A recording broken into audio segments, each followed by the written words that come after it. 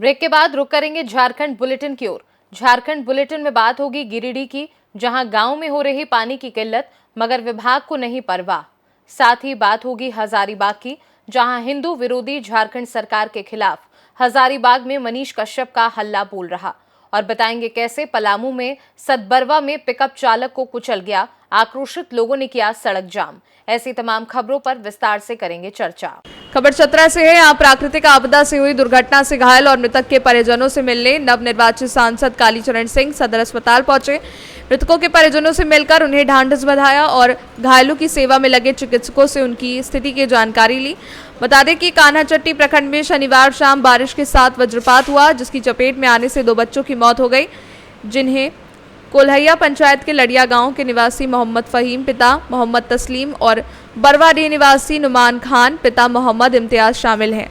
जानकारी के मुताबिक दोनों बरवाडीह गांव के बगल में मैदान में खेल रहे थे। इसी दौरान यह हादसा हुआ। इस पर क्या कहना है?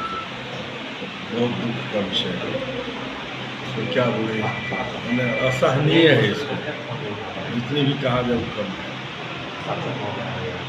इसके पहले भी सर 3 लोग और मैंने उनके इलाज हो रहा है। मैं डॉक्टर साहब सिविल सर्जन से भी बात किया, डॉक्टर मनीष जी हैं और लोग हैं, ठीक हालत में।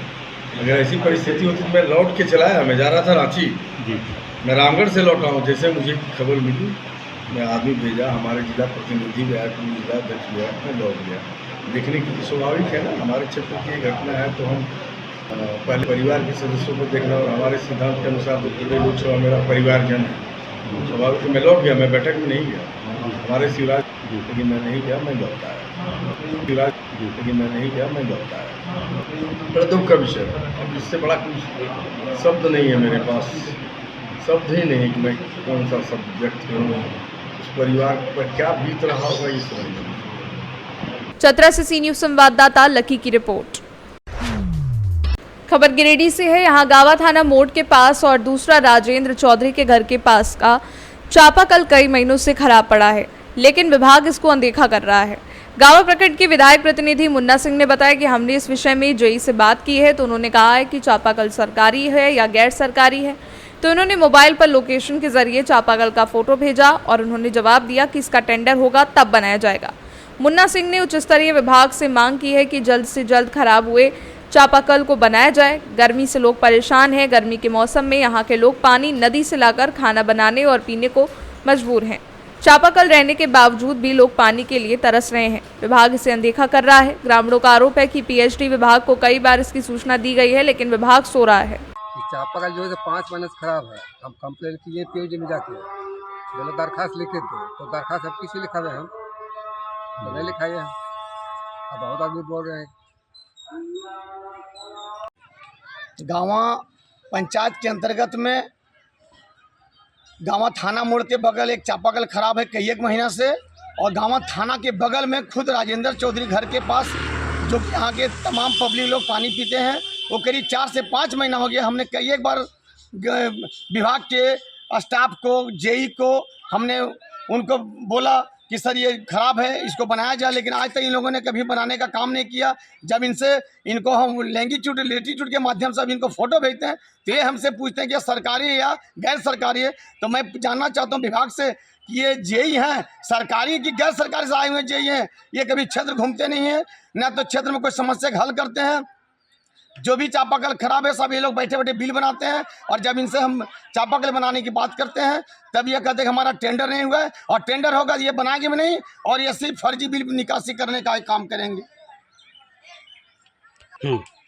मैं विभाग से मांग करता हूं कि ये जितने भी चापाकल गाँव में खराब है उन चापाकल को बनाया जाए, और जो पेंडिंग पड़ा है उनको आकर देखा जाए। मैं जाँच की मांग करता हूँ विभाग से कि जो जहाँ भी चापाकल पूरे प्रखंड स्तर पर खराब है, अभी गर्मी का भीषण गर्मी का समय है, लोगों को पानी की दिक्कत होती है, इसलिए मैं विभाग से पुनः मांग करना चाहता हूँ कि वो अपने स्तर से जांच करें और जितने भी चापाकल खराब पड़े उनको चापाकल को मरम्मत करने का काम करें। गिरिडीह से सी न्यूज संवाददाता सच्चिदानंद की रिपोर्ट। खबर लेस्लीगंज से है। यहाँ 11वें दिन के पानी यात्रा के क्रम में युवाओं की टीम ने सुरेश सिंह चौक, साधु नगर, श्री राम पथ जानकपुरी एरिया में जन जागरण से हस्ताक्षर अभियान चलाया। अभियान का नेतृत्व कर रहे शहर के युवा बोल आशीष भारद्वाज ने कहा कि जल स्तर को संरक्षित करने के लिए शहर के विभिन्न तालाब, आहर, पोखर को बचाने की आवश्यकता है। उन्होंने कहा कि निगम क्षेत्र में व्याप्त पेयजल संकट आने वाले वक्त में भयावह रूप लेने वाला है। संकट से निपटने के लिए वृहद स्तर पर पौधारोपण और सोख्ता निर्माण कार्य होगा, तब जाकर समाधान होगा।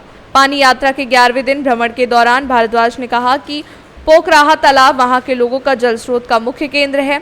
अभी उस जल स्रोत का उपयोग पलामू मेडिकल कॉलेज अपने पेयजल के लिए कर रहा है, लेकिन ना ही उस तालाब का जीर्णोद्धार करवाया जा रहा है, ना ही गहरीकरण। अगर ये हो जाता है तो जल स्रोत आम जनमानस के लिए भी उपयोग में आता है।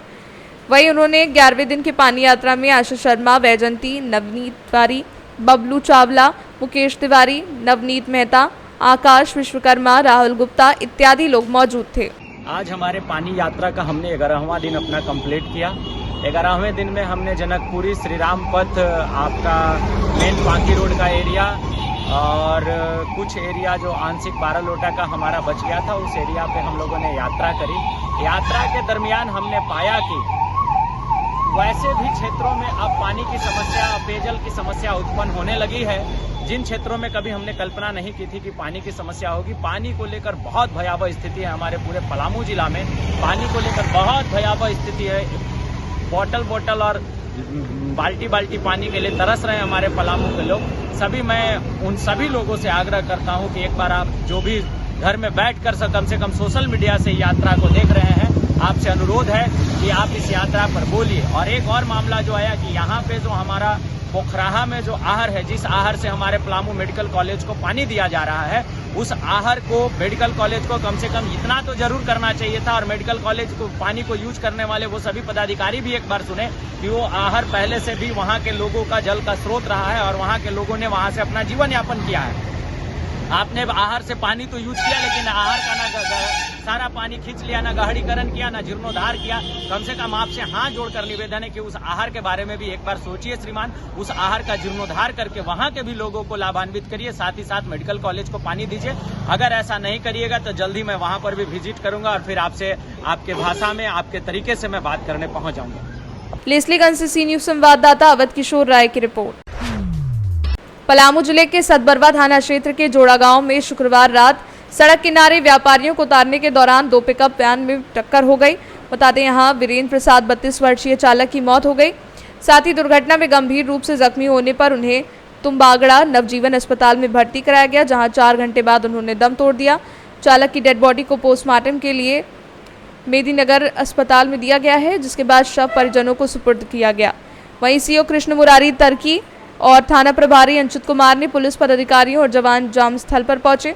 सीओ ने पारिवारिक लाभ योजना और सर्वजन पेंशन देने के लिखित आश्वासन के बाद जाम को हटवाया। बताया गया था कि आक्रोशित ग्रामीणों ने दुलसुलमा के पास जाम कर दिया था और मृतक दुलसुलमा के राजा साहब का पुत्र था। आधे घंटे तक सड़क जाम रहा, दोनों ओर लंबी छोटे बड़े वाहनों की कतार लग गई। थाना प्रभारी के अनुसार धक्का मारने वाली गाड़ी के चालक को हिरासत में लिया गया है। पलामू से सी न्यूज संवाददाता विक्रम की रिपोर्ट। फिलहाल के लिए झारखंड बुलेटिन में बस इतना ही। वक्त है एक छोटे से ब्रेक का। ब्रेक के उस पार खबरों का सिलसिला लगातार जारी है। आप देखते रहिए सी न्यूज भारत।